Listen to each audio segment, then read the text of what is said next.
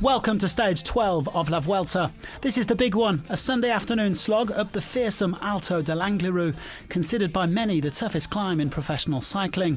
12 kilometres at 10%, with passages at over 20%, and there are 4 climbs to cover before they even get there. So a crucial day for the general classification contenders. As ever, there was a fast start with 2 men sparking the early breakaway. Angliru, the former French champion, joined by Julius van den Berg, who turned 24 last week. There were plenty of riders keen to get involved, as around 20 men led the way onto the first climb. Guillaume Martin on the move again, the king of the mountains picking up maximum points at both the Alto de Padrón and the Alto de Santo Emiliano. Some handy riders in this leading group: Mattia Cataneo, Spanish champion Luis Leon Sanchez, Nons Peters, Imanol Aviti, Angel Madrasso, Cameron Worth and Rob Stannard. 2 riders meanwhile trying to bridge across: the former Italian champion Davide Formolo and the experienced Pole Thomas Marcinski, a 2-time stage winner on the Vuelta. Jumbo-Visma on the front of the peloton, the gap at 2.5 minutes with 60k still to go. On the Alto de la Mosqueta, David de la Cruz and Esteban Chavez attacked from the peloton, but with Movistar upping the tempo, the Colombian was quickly reeled back in. Guillaume Martin picking up another 10 points at the summit. Formolo then paying the price for some daredevil descending as he went to ground. The Italian and his teammate de la Cruz soon swept up by the peloton.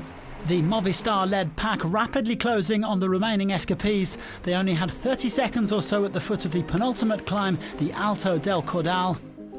The break finally caught with 10.5k remaining. La Vuelta on the slopes of Angliru for the 8th time. And with 6k to go, there were only 10 riders left at the front. Jonas Vingegaard and Sepp Kuss leading Roglic for Jumbo-Visma. Carapaz, Dan Martin and Wout Poels, who won on this climb in 2011. Hugh Carthy and Michael Woods for EF Pro Cycling. And finally Alexander Vlasov and Enric Mas. And it was Mas, the white jersey, who kicked on with 3.5k to go. Carapaz looking more comfortable than Roglic, closing the gap on the toughest part of the climb. The gradients reaching a punishing 20%. Kuss forced to wait for Roglic as Carthy and Carapaz bridged over to Mas. And the British rider then went for it just before the Flamme Rouge. Over 3,000 metres of climbing today, a sensational battle on Angliru. And Carthy flying to the biggest win of his career. It's going to be about the victory here on the Angliru. The first British rider to win on the Angliru. His first stage win in a Grand Tour. Hugh Carthy wins stage 12. Carapaz will be in the red jersey at the end of today's stage. Job done for the Ecuadorian.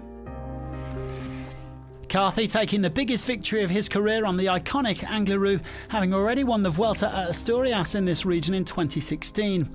The British rider securing a maiden Grand Tour stage win, and he is now very much in contention for a place on the final podium in Madrid.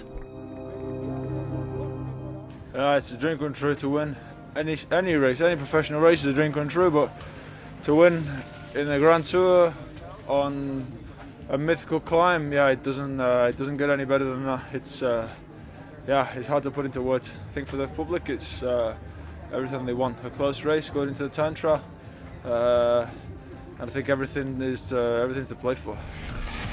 Carthy winning by 16 seconds from Vlasov, Mas and Carapaz, and also taking 10 bonus seconds on the line. Roglic, Kuss and Martin coming in 26 seconds back. For the second Sunday running, Carapaz recovers the overall lead from Roglic. The Ecuadorian now leads the defending champion by 10 seconds. Carthy 32 seconds back, just ahead of Martin, with Vlasov climbing from 15th to 9th. Roglic still leads the green jersey standings. Carapaz back up to second in the points classification, ahead of Dan Martin.